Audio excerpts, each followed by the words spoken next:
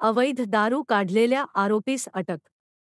मौदा तालुक्यातील Aroli police station हद्दीतील मोरगाव परिसरात फुलांची दारू ही विष बाधेची घटना व नागरिकांच्या आरोग्यावर हानिकारक परिणाम पाहत असताना पोलिसांनी मोरगाव परिसरात फुलांचा दारूचा अड्डा चालविणाऱ्या आरोपी ढेम्न भैयालाल तांडेकर वय 55 वर्ष यास पोलिसांनी अटक केली आहे.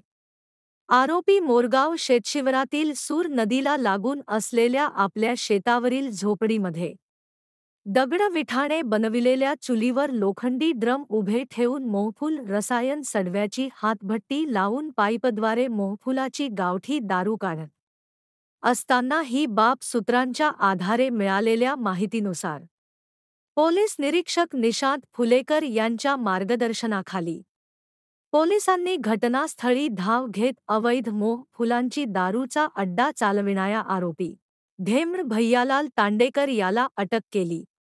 यात एकूण 54,850 रुपयांचा मुद्देमाल मिळाला असून आरोपी विरोधात कलम 65(b)(c)(e)(f) महा.दा. अन्वये गुन्हा दाखल केला.